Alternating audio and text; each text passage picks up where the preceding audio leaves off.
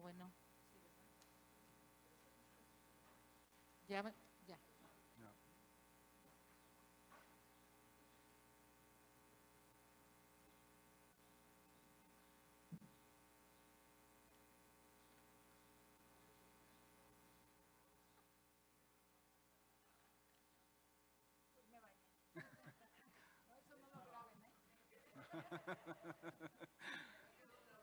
Ya, exacto. Eres maestra, ¿verdad? Eres maestra, ¿no? Debo ser honesta. Yo hice 2 maestrías, pero no las terminé. Ah, bueno, pero tú eres maestra, ¿no? En realidad soy licenciada.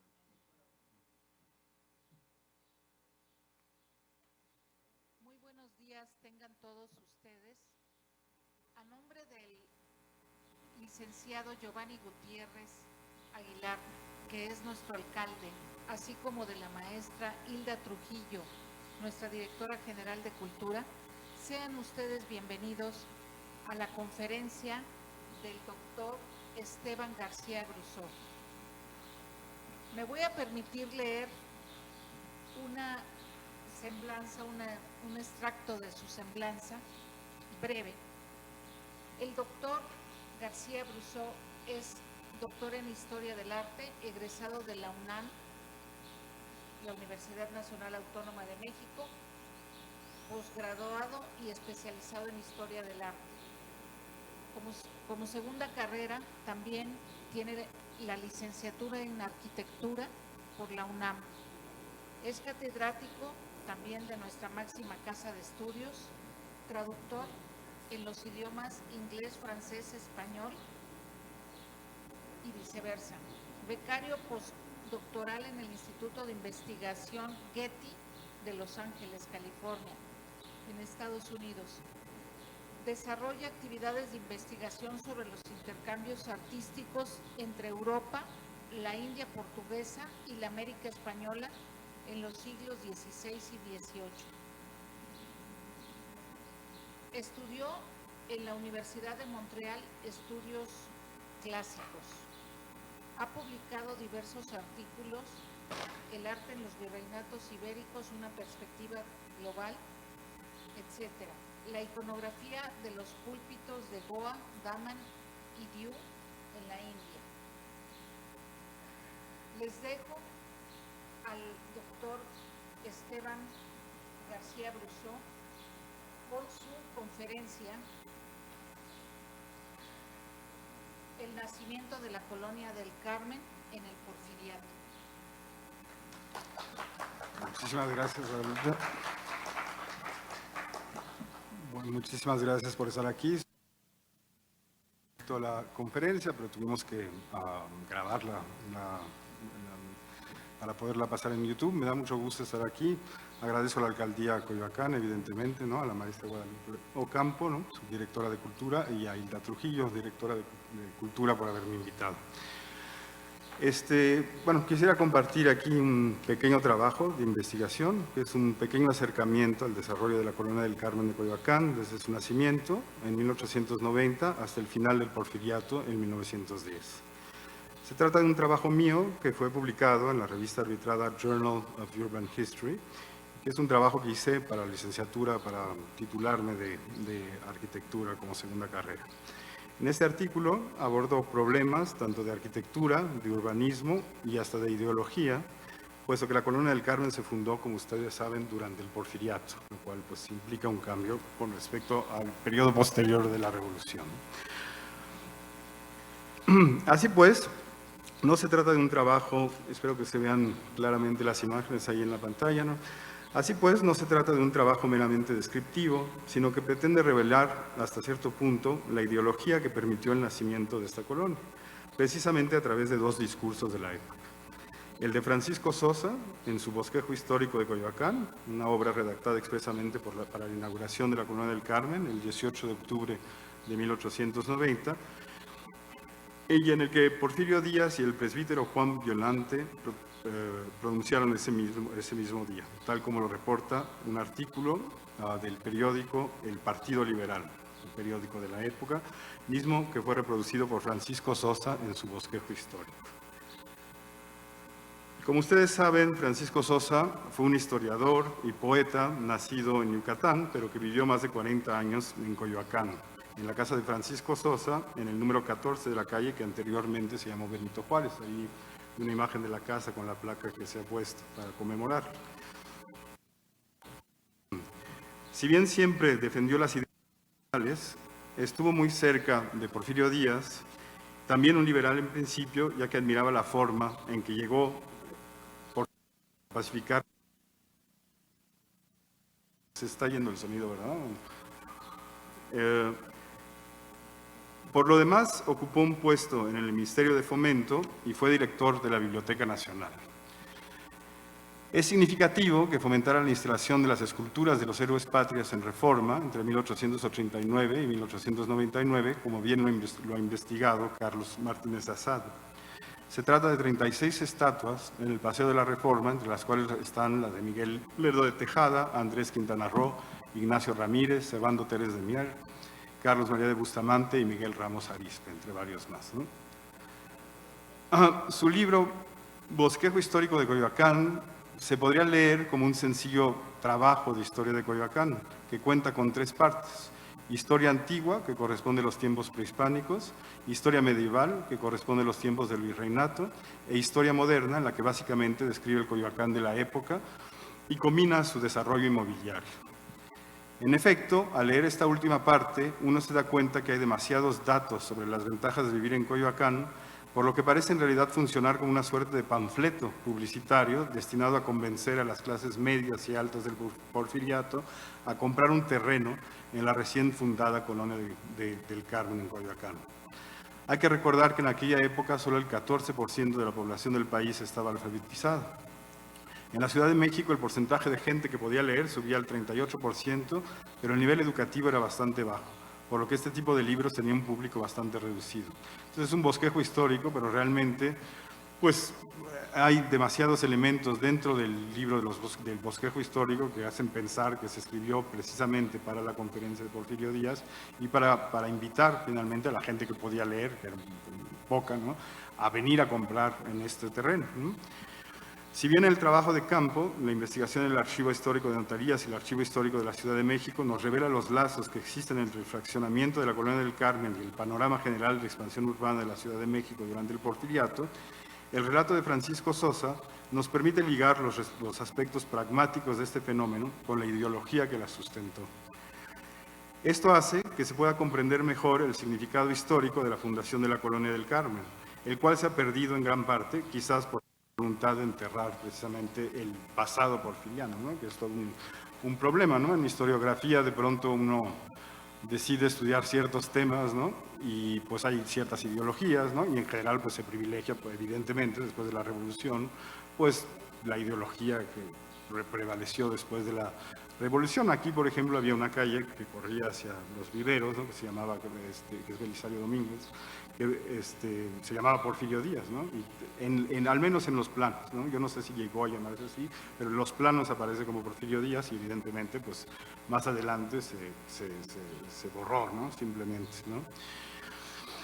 Una de las ventajas de estudiar el bosquejo histórico de Coyoacán, analizándolo desde una perspectiva ideológica y poniéndolo en su perspectiva histórica, es que nos revela que la mentalidad que acompañó su nacimiento era la de los grandes fraccionadores de la época, los cuales, como lo ha demostrado Jorge Jiménez en su libro La traza del poder, formaban un grupo muy reducido de empresarios muy afines al régimen de Porfirio Díaz, como Rafael Martínez de la Torre y el presbítero Violante, que justamente fue uno de los fraccionadores que intentó, como lo vamos a ver, de la Colonia del Carmen, al que vamos a regresar más adelante. Así, por ejemplo, Sosa empieza por describir muy precisamente las dimensiones que tenía la Colonia del Carmen en este relato histórico, lo cual es un tanto extraño, ¿no?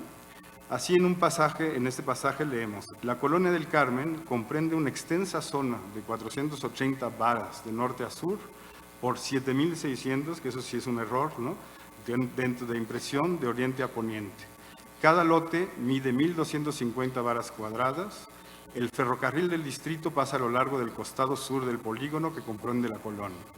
Además de esta colonia, se tiene muy cerca la de Panzacola, cuyos lotes se han vendido con extraordinaria prontitud, ¿no? Entonces parece casi pues, un panfleto, ¿no? Compren rápido sus lotes porque se van a acabar, ¿no? Con las medidas precisas, ¿no? Entonces, como decía, esta cifra de 7.600 varas, yo creo que son 600 varas, ¿no? Es lo que corresponde realmente a las medidas, ¿no? Que sería, bueno, entonces hay que quitar este 7 inicial, ¿no?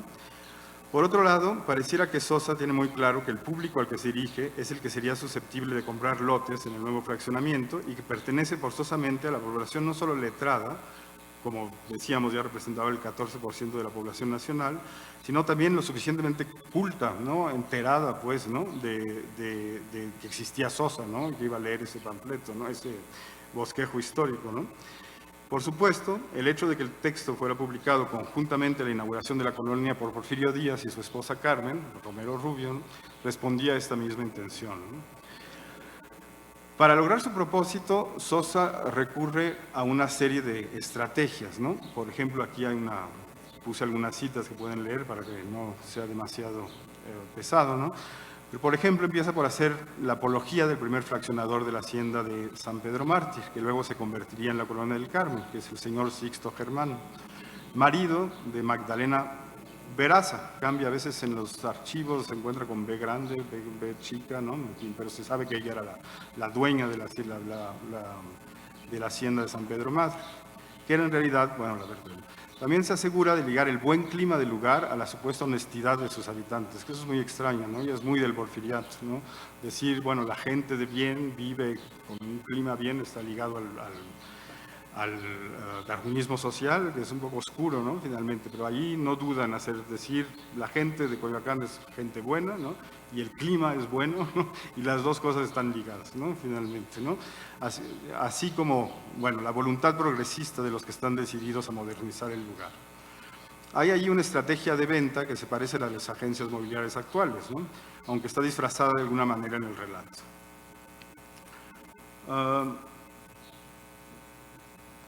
Sea como sea,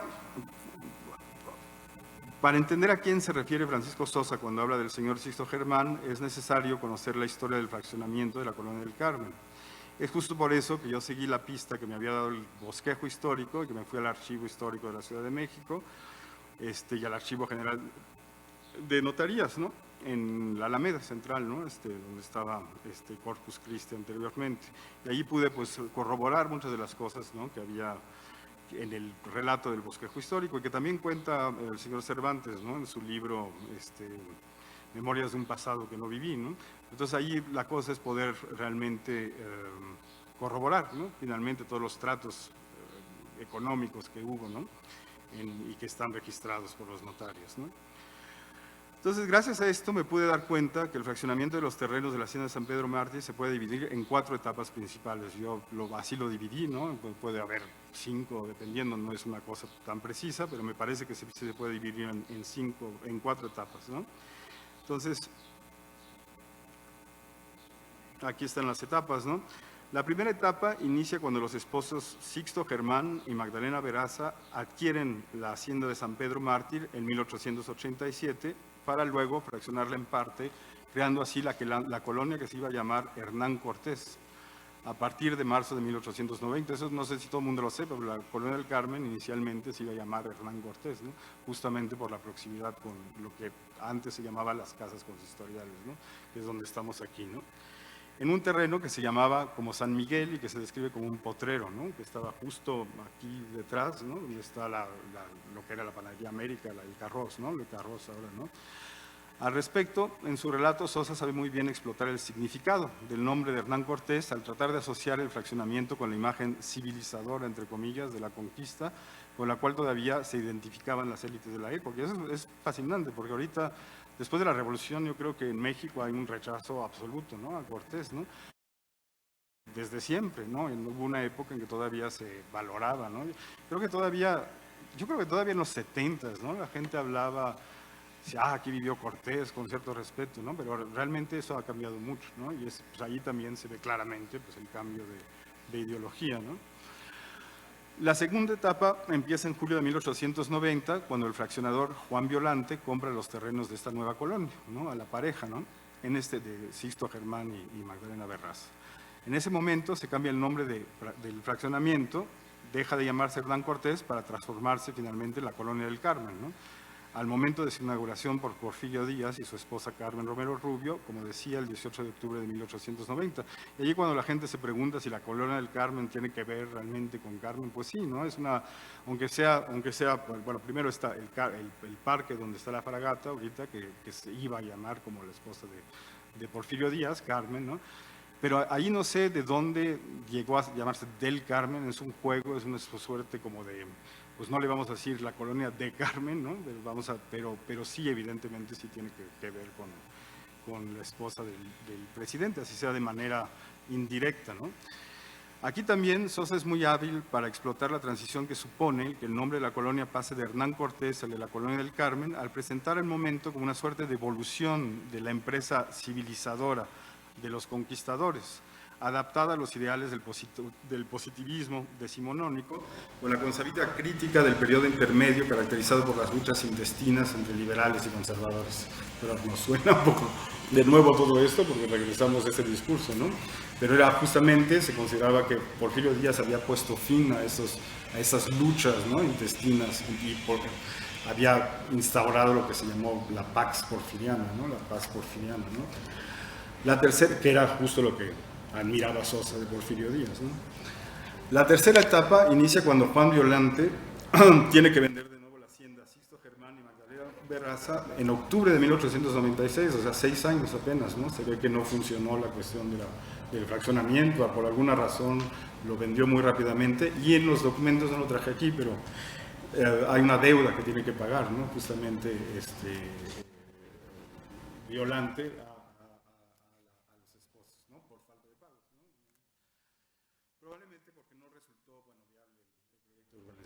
No obstante, Sixto Germán le vuelve a vender estos terrenos al señor Segismundo Wolf, empresario de origen alemán, en 1902. Este obtiene la autorización por parte del Ayuntamiento de Coyoacán de expandirla hacia el norte, ¿no? En 1903, para allá, ¿no? Ya desde ahorita vemos los planos, ¿no?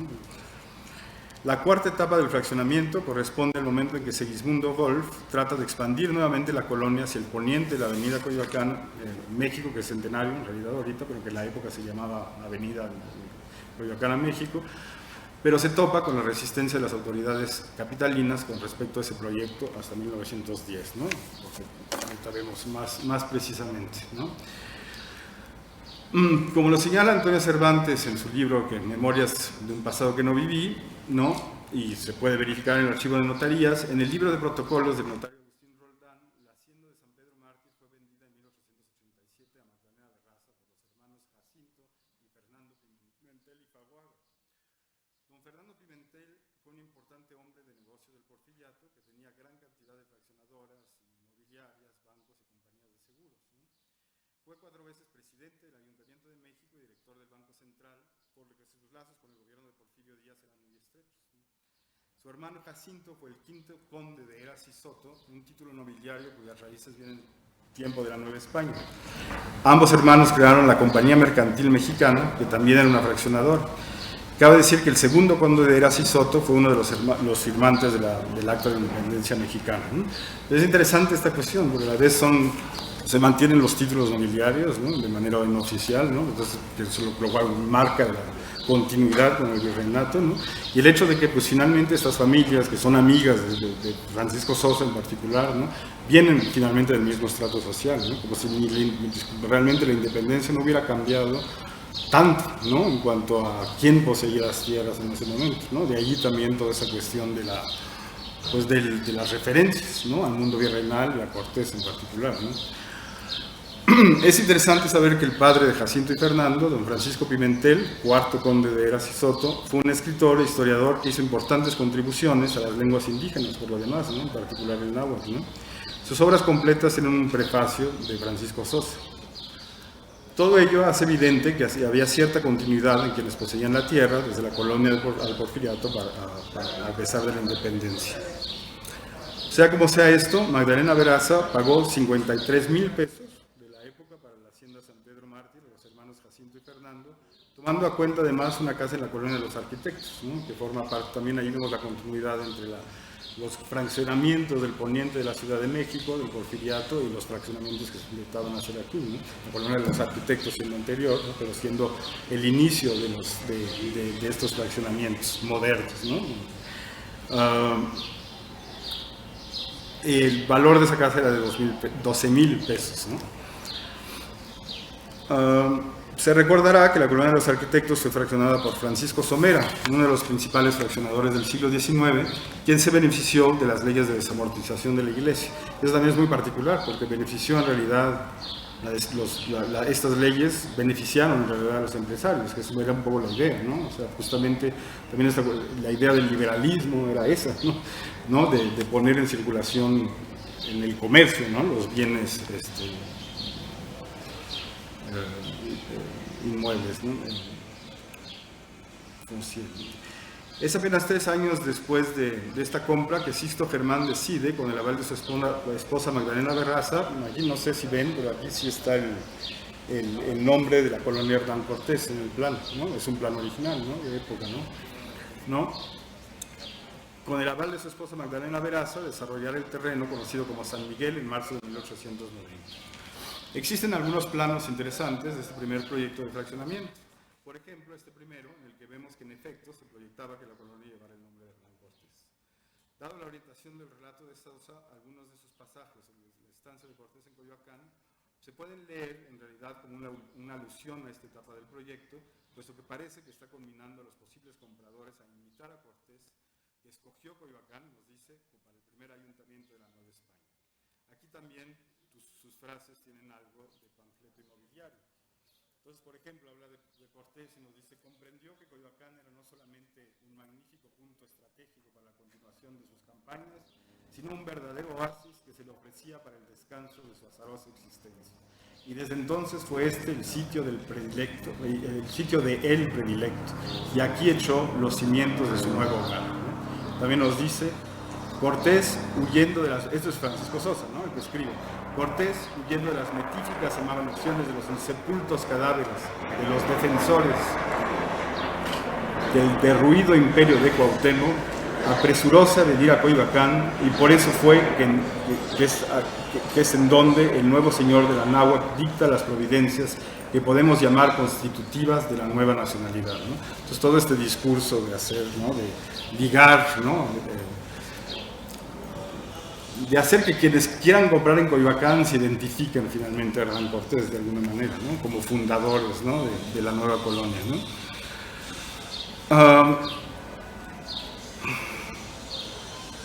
En un segundo plano, el que vemos aquí, ¿no?, ya podemos ver precisamente a qué correspondía la primera fase del fraccionamiento, que básicamente se extiende al noreste del Palacio de Cortés, ¿no?, este y norte, ¿no?, de nosotros, ¿no?, en el que estamos, ¿no?, y el cual lleva entonces, como les decía hace un momento, la Casa de Cortés de casas consistoriales, ¿no?, las casas del Consejo, ¿no?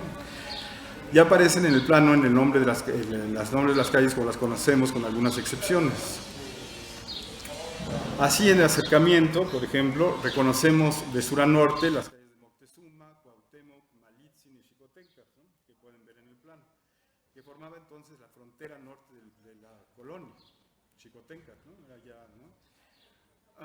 De poniente a oriente reconocemos la avenida México Coyoacán, a la altura de Centenario, o sea, es Centenario, ¿no?, realmente, la calle de Aguayo, de Allende y de Abasolo. Luego viene la calle de Hidalgo, ¿no?, que en ese entonces, ¿no?, o sea, la calle de Hidalgo no es la calle de Hidalgo nuestra, ¿no?, en ese entonces, perdón, la calle de Hidalgo, entonces la calle se llamaba Gómez, después cambia a Gómez Farías. La calle de Hidalgo es perpendicular a la que ahora llamamos la calle de Hidalgo, ¿no?, y esta era la calle real al pueblo de San Diego, ¿no?, que es San Diego Churubusco, ¿no?, que es por donde pasaba el ferrocarril, ¿no? Entonces se cambió y ya después se llamó Hidalgo, ¿no? Por otro lado, la calle que nosotros, bueno, conocéis lo que les acabo de explicar, ¿no? Entonces, así pues, el primer núcleo de la Colonia del Carmen, que para entonces se iba a llamar Hernán Cortés, estaba contenido en el perímetro formado por Centenario al oeste, Xicoténcatl al norte, San Pedro al este e Hidalgo, que entonces se llamaba Real de San Diego, al sur. Es significativo que el señor Sixto Germán haya decidido en ese entonces llamar las calles que corren de norte a sur con nombres mexicas, ¿no?, de la historia de la conquista: Moctezuma, Cuauhtémoc, Malitzin y Xicoténcatl, aunque la colonia se llamara Hernán Cortés, porque allí vemos también finalmente una voluntad de conciliación, ¿no?, entre los dos mundos. No solo se llama Hernán Cortés, sí, pero vamos a poner a los héroes, ¿no?, que resistieron o que tuvieron que ver finalmente, bueno, que resistieron, que también fueron aliados de los españoles, ¿no?, pero el mundo mexica como tal, ¿no? Vemos allí además la referencia al momento de la conquista, un deseo de unificar los bandos contrarios. En el plano también vemos las casas consistoriales, o sea, el Palacio de Cortés, ¿no?, en esta parte, no sé si se vea realmente en la pantalla, yo creo que ahorita no puedo, pero para ustedes sería abajo a la izquierda, ¿no?, se ven las casas consistoriales, ¿no?, donde estamos ahora, con el nombre de los propietarios de los terrenos adyacentes, que probablemente fueron comprados al momento del fraccionamiento, aunque son datos que me quedan por checar también. A la izquierda vemos la propiedad del señor Peterson, detrás del Palacio de Cortés la propiedad del señor Mitzel, y a la derecha la propiedad del señor Hernández, por donde luego iría a pasar la calle de Allende. Ahí es donde cambia de dirección y donde está ahora la panadería de Carros. Bueno, esta foto yo creo que ya todo el mundo la conoce, pero en la foto de la lámina 14 podemos ver cómo se veía el Palacio de Cortés en aquella época, gracias a una foto de William Henry Jackson. Si ahora estamos acostumbrados a concebir el Palacio de Cortés como el centro de Coyoacán, en la época era en realidad la frontera norte de la villa de Coyoacán, y eso a mí me parece muy interesante, ¿no?, porque la idea de que tenemos, ahorita lo que voy a volver a hablar de esto, que esto sea el centro de Coyoacán, viene mucho del desarrollo de la Colonia del Carmen, ¿no?, porque esto realmente era la frontera norte, ¿no?, del lugar, ¿no? Existen unos documentos relativos a la primera etapa del fraccionamiento de la hacienda de San Pedro Mártir, a partir de una petición de la Dirección General de Obras y solicitado a la Prefectura Política de la Municipalidad de Coyoacán, donde encontraron las razones que daba el señor Sixto Germán cuando quiso fundar la colonia, porque se parecen que se parecen los argumentos de Francisco Sosa, ¿no?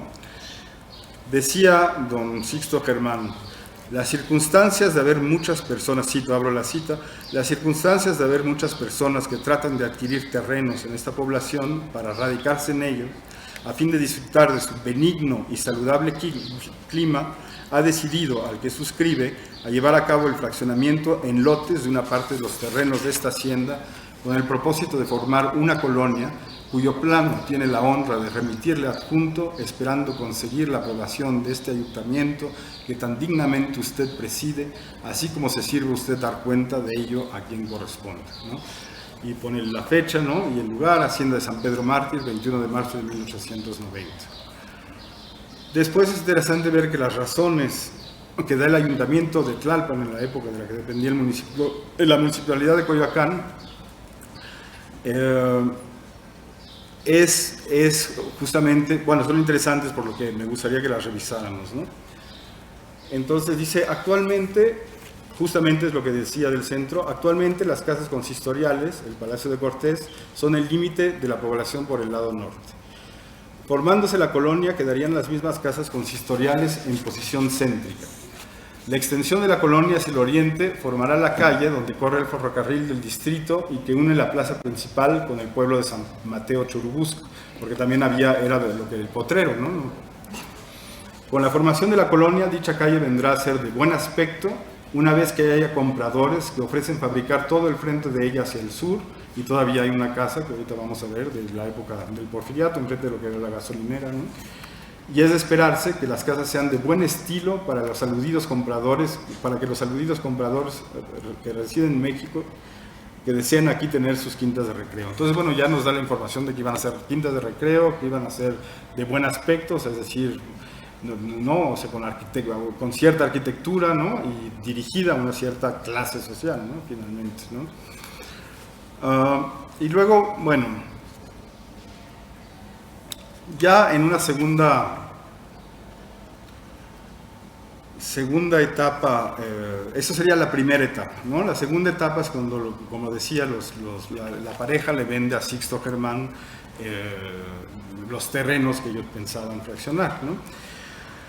Y esta empieza en julio de 1890, cuando el fraccionador Juan Violante compra los terrenos de esta nueva colonia y tiene lugar la inauguración de las que hablaba, de la colonia del Carmen, por Porfirio Díaz y su esposa Carmen. De nuevo, el 18 de octubre de 1890, apenas unos meses después de que se presentara el proyecto del señor Sixto Germán.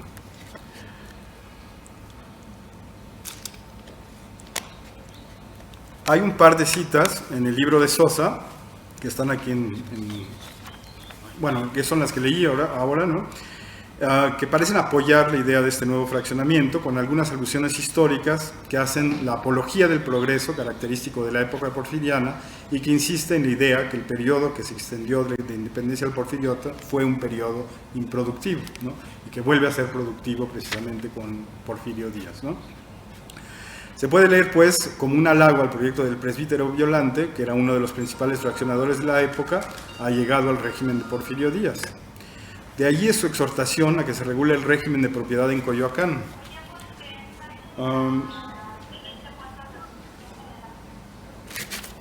Entonces, en esta cita es donde habla de la cuestión del siglo XIX, de las luchas intestinas, si quieren lo leo de nuevo. Tocó una suerte a Coyoacán, una vez consumada la independencia, descender del alto rango en que la colocara Hernán Cortés, que hizo de la villa su residencia favorita en los días más gloriosos de Cuernavaca, en donde edificó magnífica morada para aquellos tiempos. Esto y las naturales consecuencias de toda lucha prolongada hicieron que, al organizarse la República tras el efímero imperio de Iturbide, Coyoacán quedase convertida en modesta villa en cuyo recinto no se verificó desde entonces suceso alguno digno de rememorarse. El pueblo arrastró esa vida monótona y lánguida de los de condición íntima. La propiedad, y aquí yo subrayo, la propiedad urbana sufrió una depresión ruinosa y aquellos habitantes de Coyoacán que pudieron hacerlo emigraron a más populosos centros, ¿no? Con lo que insiste que el periodo entre la independencia y el porfiriato fue una época improductiva en la que se abandonó Coyoacán, cosa a la que va a dar remedio el fraccionamiento de la Colonia del Carmen y del señor Violante. Dice también: si Coyoacán hubiese, Francisco Sosa de nuevo, si Coyoacán hubiese contado con autoridades entusiastas y progresistas que dictasen disposiciones encaminadas a deslindar la propiedad urbana, legitimando los derechos legítimamente adquiridos, concediendo franquicias a los nuevos pobladores, favoreciendo la adquisición de terrenos y conminando por causa de utilidad a los poseedores de ruina y de tierras seriazas dentro del perímetro de la población, esta sería ya una de las más populosas del valle, pues proverbiales son las excelentes condiciones que reúnen. Y perdón por la falta de ortografía. En fin, ¿no? Entonces es realmente la idea de llevar, inclusive un poco inquietante, ¿no? De conminar a los habitantes, ¿no?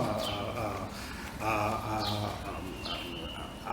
dejar que sean improductivas sus tierras con todo lo que tiene de connotaciones negativas con la expropiación de tierras, etcétera, etcétera, ¿no? En Chihuahua, etcétera, etcétera, ¿no? Pero es muy sutil, pero sí hay una defensa de esa política, ¿no? Con ello, Sosa liga la organización de Coyoacán con la del poniente de la Ciudad de México y con el nacimiento de colonias como la de los arquitectos, Santa María la Ribera, etcétera, y que poco después harían nacimiento la colonia Juárez, Cuauhtémoc, Roma y luego Condesa. Pero el punto culminante del relato de Francisco Sosa es la descripción de la famosa ceremonia del 18 de octubre de 1890 que se celebra en las esquinas de Aguayo y Cuauhtémoc, ¿no? Donde está ahora el Deportivo, que fue antes el mercado de Coyoacán, ¿no? Es en ese preciso lugar que Porfirio Díaz y su esposa doña Carmelita Romero Rubio inauguran la colonia, que desde entonces se llamará del Carmen, ¿no? Sin embargo, Sosa no describe directamente la ceremonia, sino que recurre para ello al artículo del periódico El Partido Liberal que describe el evento.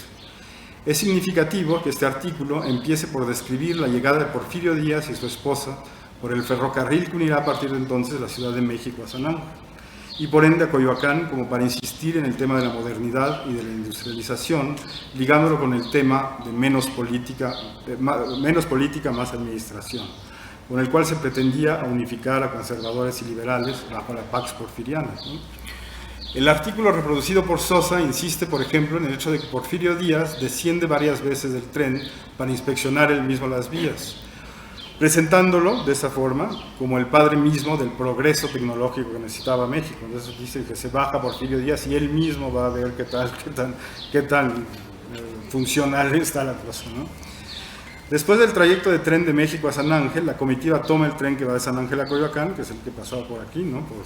por lo que es la calle de Hidalgo, ¿no?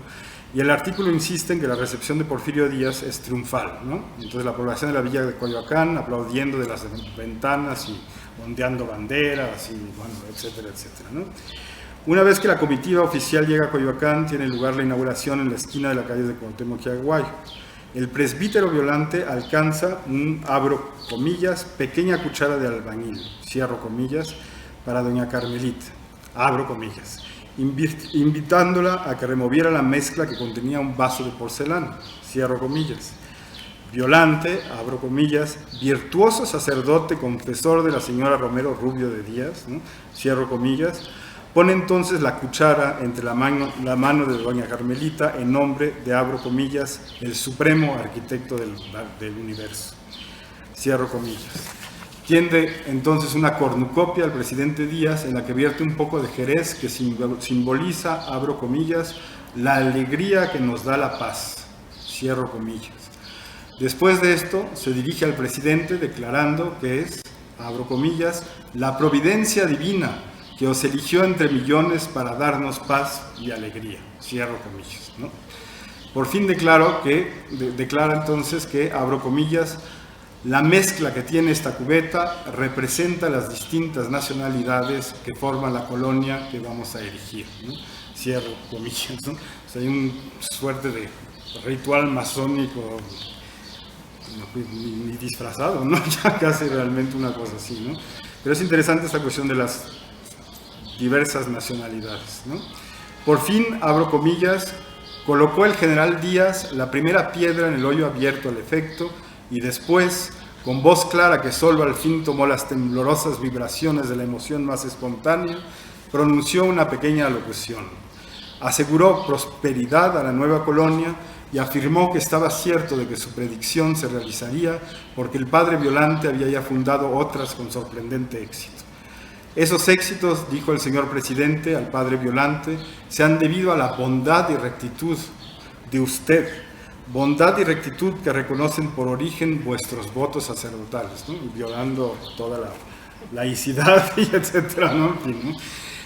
Cierro comillas. Como eso de andar transigiendo con la Iglesia no era mucho de los liberales, el periodista del Partido Liberal siente que debe disculpar al presidente Díaz y escribe, abro comillas, frases discretísimas que prueban el respeto que ve el señor presidente a todos los hombres, cualquiera que sea la religión que profesan, ¿no?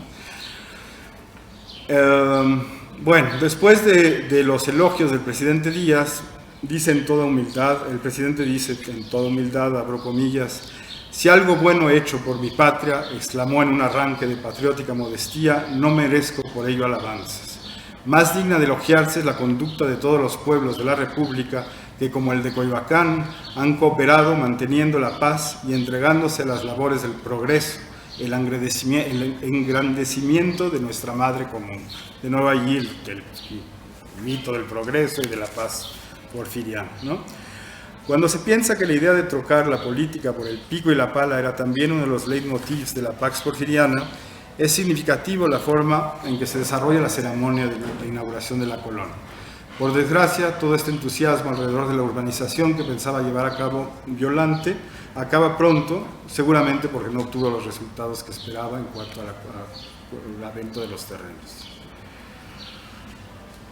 En efecto, Violante tiene que vender de nuevo la hacienda a Sixto Germán y Magdalena Berraza en octubre de 1896. Sixto Germán, a su vez, le vuelve a vender estos terrenos al señor Segismundo Wolf en 1902.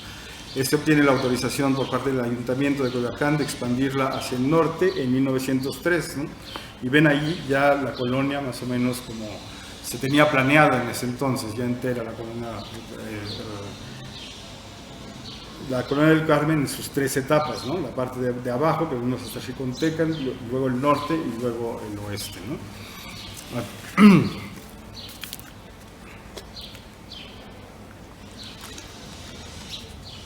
Es significativo que cuando Wolf, a través de su representante Ignacio Rivera, quiso expandir la colonia hacia el oeste del camino de Coyoacán a México en 1903, el ayuntamiento le pidiera reemplazar el nombre de las calles de Citláhuatl, Tepepeanquetzal, Huitzilopochtli, Náhuatl y Cuautepetla, que figuraban en el proyecto inicial y se encuentran inscritos así en un plano del Archivo General de Notarías, que no le pude tomar fotos antes de la pandemia, ¿no? Porque había que pedir permiso, entonces no lo pude traer y pues bueno, ya no he regresado desde entonces. Ahorita pues es muy bonito, pues se ven realmente todos los nombres, ¿no? Y se encuentran inscritos así en un plano del Archivo General de Notarías por los de París, Londres, Berlín, Viena y Madrid, ¿no? En ese mismo orden, lo cual revela que el llamado cosmopolitismo del régimen porfiriano en realidad apuntaba muy claramente hacia Europa, ¿no? Más que a cualquier otro lugar. Cabe decir, no obstante, que las calles que formaron parte de la primera fase del fraccionamiento, pues como saben todos ustedes, ¿no? Guardaron los nombres de Moctezuma, Cuauhtémoc, Malitzin y Xicoténcatl, ¿no? Y por fin, ya en la cuarta etapa del fraccionamiento, Segismundo Wolf trata de expandir nuevamente la colonia en 1905 hacia el oeste, la avenida Coyoacán, del Centenario en 1905, pero se topa con la resistencia de las autoridades de la ciudad.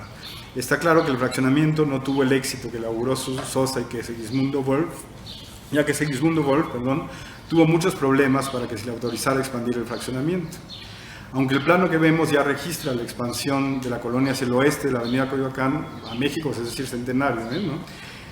La cual corresponde a la cuarta etapa del fraccionamiento, que va de 1905 a 1910. En realidad, es solo hasta el 5 de octubre de 1910, ya en vísperas de la Revolución, que la Secretaría de Gobernación, esto que es de los 30, ¿no? La foto que está aquí no es de la época del Porfiriato, ¿no? que la Secretaría de Gobernación por fin recibió oficialmente la donación de los terrenos destinados a las calles ofrecidas por el señor Wolf, según el reglamento, para los fraccionamientos de este tipo. Entre las calles y plazas donadas figuran la calle Porfirio Díaz, de los que les hablaba, y la plaza Carmen Romero Rubio, cuyos nombres, por supuesto, desaparecerían después de la Revolución, ¿no? Y entonces, bueno, aquí vemos que en efecto en estas fotos de la compañía aérea ICA, ¿no? Del 1930, que el fraccionamiento todavía en los 30, ¿no? Realmente no está lejos de ser lo que podían haber imaginado. La densidad no tiene la densidad que debía de tener, ¿no? Se ven todavía terrenos baldíos, etcétera, y eso era uno de los argumentos que le dieron a Wolf para no seguir al oeste, aunque después se desarrollara al oeste, ¿no? Y bueno, aquí están los planos, vemos también, que ya conocen también, pero el trazado muy regular, ¿no? De la Colonia del Carmen con respecto, por ejemplo, a la Villa Coyoacán y a los barrios, ¿no? También eso es todo un discurso, ¿no? Finalmente que regresa a la idea de progreso, ¿no? De orden, y que se remite también, claro, a los fraccionamientos del poniente de la Ciudad de México, pero que también nos puede llevar a la idea del plano de Damero, ¿no? Del centro de la Ciudad de México igualmente, ¿no? Bueno, esta casa, por ejemplo, que ya la restauraron afortunadamente, ¿no? Que es una casa que tiene todas las características porfirianas, ¿no? De las casas, pues, de clase media, digamos, ¿no? Del porfiriato, que no eran casas que requirieran de un arquitecto, pero que se podían hacer realmente, pues, según un modelo predeterminado, ¿no? Y que no son las casas de la Colonia Juárez, ¿no? Que sí eran realmente las casas de Eli Mantur, etcétera, etcétera. Esas eran casas con cierto estilo, como dice el ayuntamiento, pero bueno, ¿no? O sea, tampoco eran grandes palacios, ¿no? Aquí está esta casa de Moctezuma, ¿no? Que también tiene la tipología, ¿no? de las casas del porfiriano, ¿no? Sobre todo si se ve el interior con la distribución, ¿no? Con las escaleras, los cuartos en hilera, ¿no? Finalmente el salón o despacho, aquí donde está 8 y 9, ¿no? Y las cocinas que en general estaban por atrás, y que son las casas que vemos, el tipo de casas que vemos con un patio central, ¿no? Las escaleras en general tienen un sótano, que son las casas como las que vemos en la colonia Roma, ¿no? Todavía existen muchas de estas casas, ¿no? Aquí esta, que tenemos la fortuna que tiene la placa, que nos dice que fue construida en 1907, ¿no? Pues, años antes de la Revolución, ¿no? Y que tiene un estilo, pues, mucho más sencillo, ¿no? Finalmente sí se reconoce el estilo porfiriano, pero podría ser casi una casa, bueno, una casa ahí sí, pues rural, ¿no? Finalmente sin tampoco muchísimo estilo, ¿no? En cuanto al ornamento, ¿no? Y en estas casas, en la época, pues, del porfiriato, muchas veces, por ejemplo, para distinguirse, porque somos así, ¿no? Los unos de los otros, ¿no? Entonces, entre más tenía gente dinero, pues más ornamento le ponía, el trabajo de cantera era más trabajado, ¿no?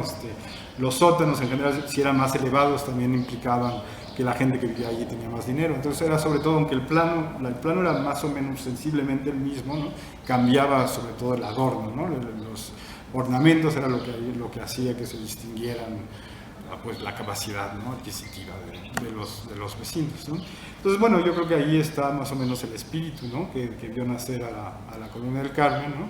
Y a mí lo que más me interesa es cómo finalmente fue muy exitosa esta mezcla de arquitectura porfiriana con la cuestión colonial, porque de alguna manera mucha gente, por ejemplo, todavía le sigue diciendo casas coloniales a las casas porfirianas, ¿no?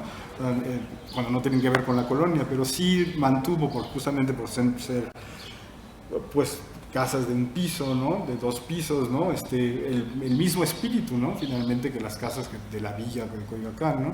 Y mantuvo un poco ese espíritu de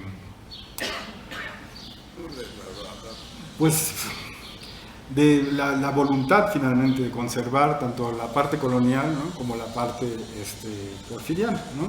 Y yo creo que, bueno, pues entonces en este caso sirvió mucho, porque si vemos Mixcoac se mantiene de alguna manera con estas Talavés, casas porfirianas y algunas estructuras coloniales, ¿no? Pero aquí, al crear el centro, como bien decía el ayuntamiento, permitió esta ilusión, ¿no? Finalmente, de que el centro de la ciudad de Coyoacán siempre había existido, ¿no? Lo cual le da una cierta unidad, ¿no? Y por tanto también yo creo que ayudó pues al espíritu, ¿no? Al deseo de conservación, ¿no? De los vecinos de Coyoacán, y también el diálogo exitoso, yo creo, con los barrios, lo que antes se llamaban los barrios indios, pero los barrios como San Lucas, ¿no? El Niño Jesús, etcétera, etcétera, ¿no? Porque ese espíritu permitió que se diera esa simbiosis, ¿no? A mí me parece. Entonces lo veo como un caso de urbanización no invasivo y muy exitoso, ¿no? Contrariamente a lo que está pasando en estos tiempos. Yo no voy a nombrar a nadie porque no quisiera hacerme enemigos, ¿no? Pero yo creo que actualmente no tenemos esa idea, ¿no? de mantener una urbanización armoniosa. Y bueno, es más o menos lo que les tenía que contar, ¿no? Si quieren hacerme alguna pregunta, ¿no? Bienvenidos, ¿no? Gracias.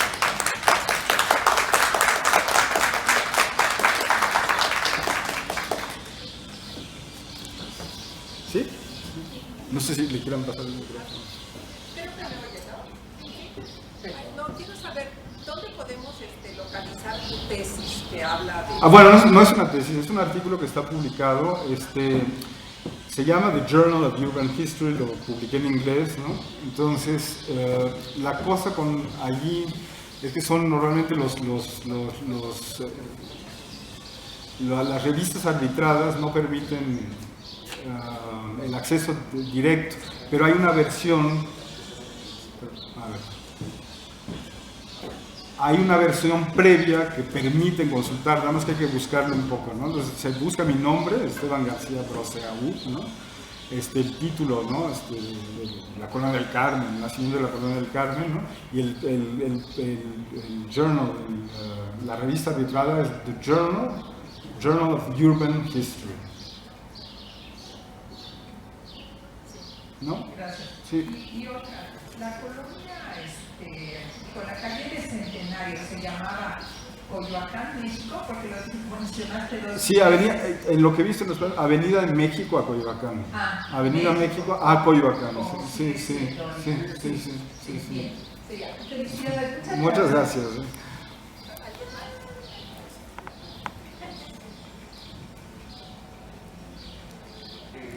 Quisiera preguntarle por qué cambia el nombre de jardín, el parque de Carmelita Romero Rubio a la Fragata. Bueno, precisamente por eso, ¿no? Realmente, ¿por qué razón? Es una razón ideológica, ¿no? Yo no he identificado el momento preciso donde se cambió, porque simplemente me mantuve dentro de la época porfiriana, ¿no? Pero fue cuando se hizo finalmente el deportivo, ¿no? La Fragata, ¿no? No sé si usted me pueda decir, pero en todo caso, a mí me parece muy significativo que de un parque que tenía una traza muy similar a la Alameda Central, ¿no? Justamente con estos trazos se convierte, que era un paseo finalmente, ¿no? Donde casi uno imagina las damas, ¿no? Caminando, se convierta en un deportivo, ¿no? O sea, es decir, en algo consagrado a los deportes, que es muy ad hoc con la ideología de la revolución, ¿no? Donde finalmente, ¿no? No sé si a eso se refiere o al momento preciso, quién lo cambió. No, lo que me llama la atención es por qué Fragata. Sí, no, yo creo que es el nombre, pero no sabría, porque yo no he hecho una investigación sobre la razón del nombre. Y otra... No, yo soy residente también de la Colonia del Carmen. Ajá. Según me contaba mi padre, Ajá. efectivamente siempre lo hicieron como campo deportivo, ¿no? Ajá, claro. Era jardín. Y había una vinatería que existe en Ixtateca, en la Fragata. Claro. Entonces ahí se reunían estos jugadores y decían, nos vemos en la Fragata. Y luego entonces se quedó como la Fragata. Ya, claro. Esa es la idea que tengo yo al hacerlo. Eso es fascinante, ese es el tipo de cosas que habría que escribir, porque evidentemente pues no están en los archivos, ¿no? En la notaría no hay un documento legal, a menos que exista, es una cuestión oral, ¿no? En efecto, ¿no? Sí.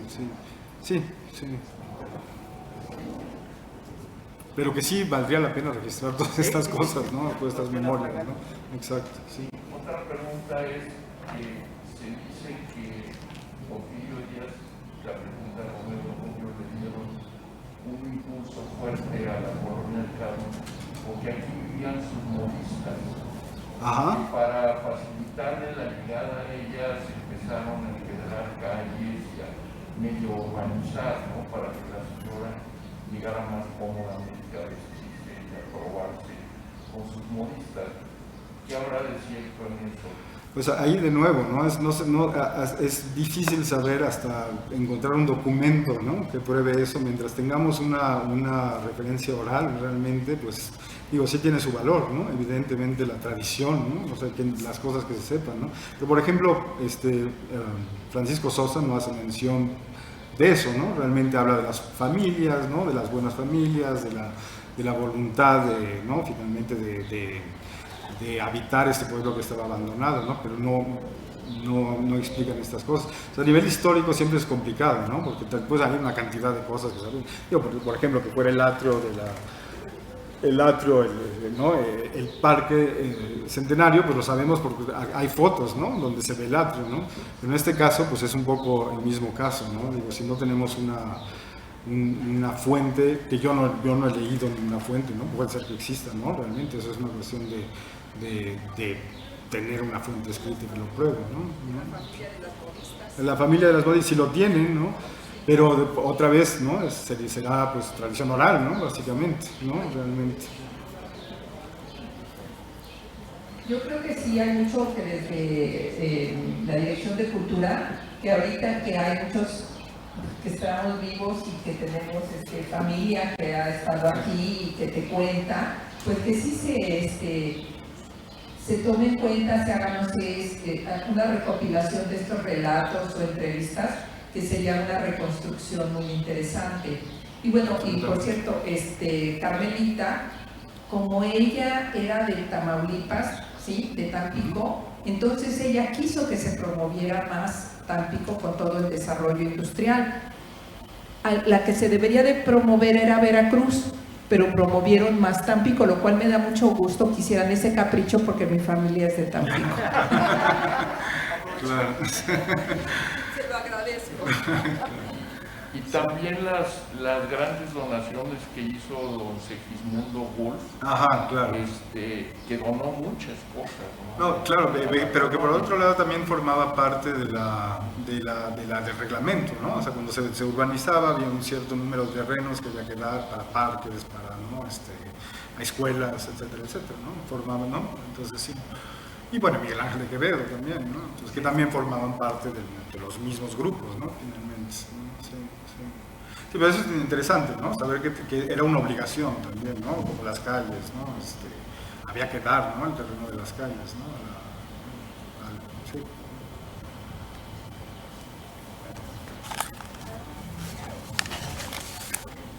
Hola. Oiga, ¿se sabe si el río, el único río que está sin entubar en la Ciudad de México,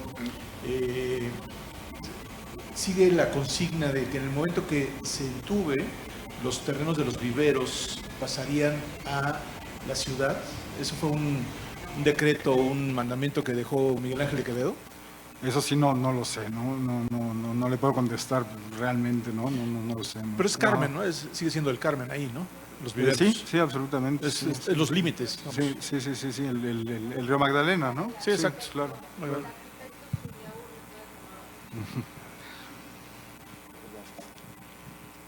Sí, Carmen Aguilar Sincer nos proporcionó una copia del testamento de acuerdo. de Miguel Ángel de Quevedo, donde dice que en el momento en que cambie de uso la donación que él hizo para el cultivo y difusión de árboles, la familia tendrá el derecho a reclamarlo y a eliminar eso. Está en el testamento escrito, nosotros tenemos una copia, ¿no?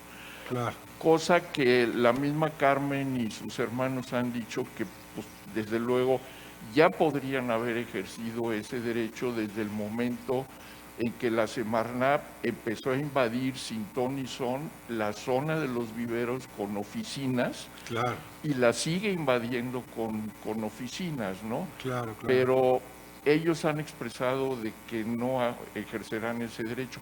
Pero eso del río no se menciona en el testamento. En el testamento no está. Ah, No. vaya. Qué interesante, qué bueno tener el documento, ¿no? Sí, Poderlo. sí, sí, ¿no? Sí. Sí.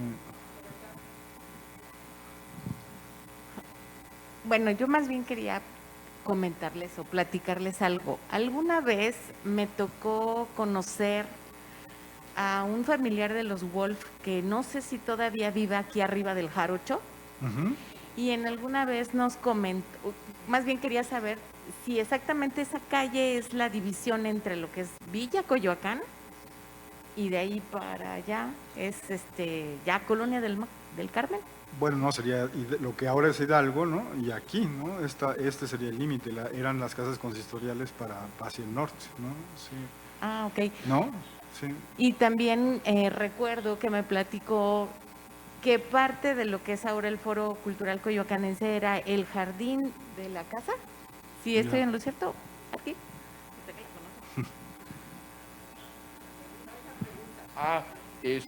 Sí, yo he escuchado, inclusive he platicado con todavía los que serán bisnietos de don Segismundo Ya. Wolf acerca de eso. Y ¿Con sí, Antonio Cervantes? Sí. Sí, Ajá, sí. la casa que ahora es la librería, no sé, El sótano, que claramente tiene una barda donde eliminaron el jardín de... Y se ve, claro, se Sí, ve, pues, se muy ve claramente claramente, sí, la sí. división, ¿no? Creo que eran del señor Mitzel, ¿no? Esos Sí, terrenos, ¿verdad? sí, sí, exacto, sí. sí.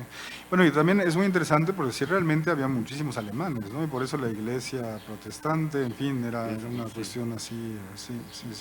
Bueno, el propio padre de Frida Kahlo en realidad, ¿no? Era extranjero, ¿no? O sea, en fin, ¿no? Digo, sí. Que Frida Kahlo luego se inventó toda una historia alrededor de su padre, ¿no? Pero eso, sí. Es otra historia, sí. Sí. Que también es muy chistoso, ¿no? Cómo pasó justamente el padre de Frida Kahlo, Guillermo Kahlo, que fue el fotógrafo oficial, ¿no? Del Porfiriato y cambió un poco de mitología, ¿no? Con Diego y Frida, ¿no? Se volvió pues un poco lo opuesto, ¿no? Finalmente, exactamente, ¿no? Sí, también la casa de los Duvernar, que sí tiene Ajá. un estilo claramente porfiriano y fue de las casas más importantes de aquí de alrededor, ¿no? Claro, del claro. centro. Claro, Sí. sí. Y bueno, a mí me gustaría hacer un catálogo, no sé si con estudiantes, una cosa de todas las casas porfirianas, las fachadas porfirianas, sería bonito, ¿no? Tener bien identificadas, que hay unas muy bonitas, ¿no? Realmente, ¿no? Antes de que las demuelan Antes de que las demuelan, o precisamente. cambien el uso a antros. Ah, exactamente, que en esas estamos, ¿no? Bueno, que la Roma ya finalmente así está, ¿no? Sí. Oye, ¿nos puedes decir las características de, porque todo mundo te dicen, hay Coyoacán, Ajá. colonial? Entonces, para no seguir repitiendo eso, sino que cuáles son porfirianas, cuáles serían las características básicas y cuáles serían colonial, de las que tenemos por acá. Bueno, primero estas fachadas, como que sí se ve, ahí están viendo, ¿no? De techos altos, como que tienen 2 o 3 ventanas, que tienen proporciones más o menos de, no sé,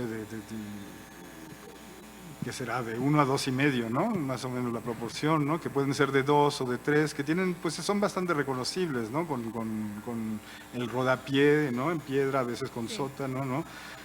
El arco de entrada, que normalmente podía dejar pasar automóviles ya más tarde, pero anteriormente carruajes, ¿no?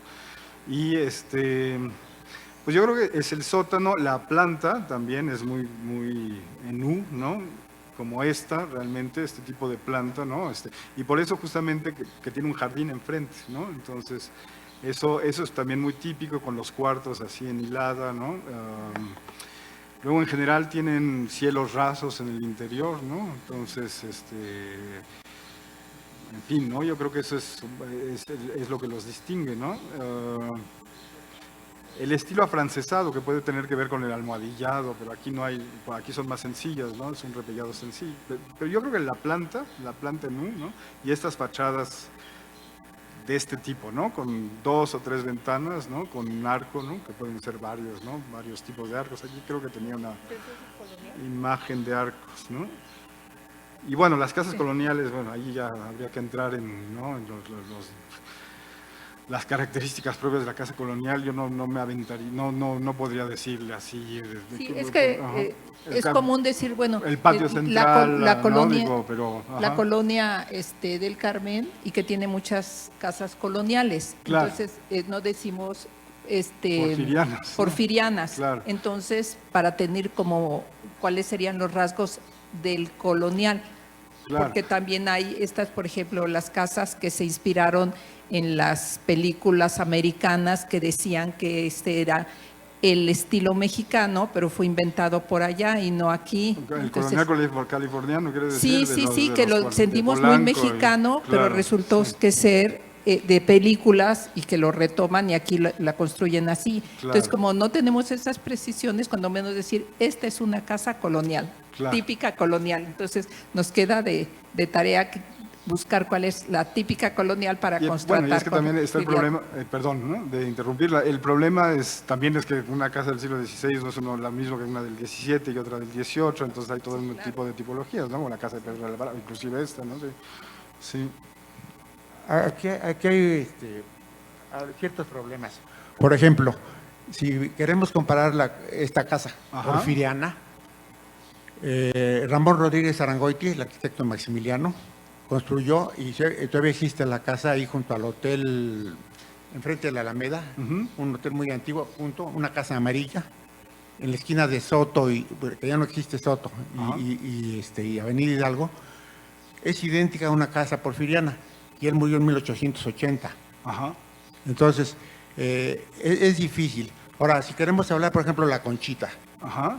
es una iglesia del siglo XVI de cañón corrido. Después le pusieron Claro, la o sea, cúpula, ¿sí? Y luego las torres. Lo mismo con San Juan Bautista. Exacto. Es una iglesia totalmente renacentista, esa portada preciosa. Y tiene la torre, y las torres, fíjense, aquí en Coyoacán, todas están con los temblores detenidas con vigas. Ya, claro. Las torres, porque son adiciones nuevas. Claro. Y la iglesia de San Juan Bautista, salvo el convento y la capilla abierta y la construyó, portada, es de 1930, Sí, ¿no? claro, Cuando lo cambiaron todo, hasta los altares internos, ¿no? Sí. Entonces es muy difícil establecer eso, ¿no? Sí. No, bueno, hay una tipología y se puede, Sí. pero en vivo sí, porque Sí. hay añadidos de varios Sí, siglos. exactamente. Sí, bueno, Entonces claro. Claro. difícil entender Sí, esa situación. sí. Yo creo que el patio central sería la idea, bueno, la planta, lo que llamaban la planta noble arriba, con los pisos habitables y abajo las dependencias con la cocina, pero en fin, es complejo, ¿no? Aquí en Coyoacán pues, se podría decir que lo que es Francisco Sosa, hay más casas, ¿no? Realmente coloniales, ¿no? Aunque no todas, ¿no? O sea, pero y que aquí en la del Carmen se pueden encontrar porfirianos, pero además ya cambió mucho, ya hay muy pocas casas porfirianas, ¿no? Pero la tipología, pues yo creo que sería eso, ¿no? Planta noble, patio central, ¿no? El hecho de que haya un patio central y no sea un plano en U, ¿no? Ya es Ajá, sí, claro, sí, bueno, sí. Sí, o la de Pedro de Alvarado, ¿no? La fonoteca, ¿no? Sí, exacto, sí. Hay una casa en Corina y París, Ajá. que fue de un personaje de Coyoacán, que fue el doctor Coronado. Ajá. Ahí la vive la hija, la última sobreviviente, y es una casita como de pueblo, verdaderamente. Claro. Es una lindura. Y creo que todo lo que está acá en esta parte del parque perteneció al doctor Coronado, ¿no? Ya. Bueno, yo aquí en los planos, por ejemplo, está Hernández, una parte acá, Mitzel, ¿no? Peterson acá atrás, pero bueno, eso pues hay que ver en qué momento, ¿no? En qué momento se perdió. vendió, ¿no? Claro. ¿No? Muchas Y gracias. final- Estuvo bueno. muy bien todo.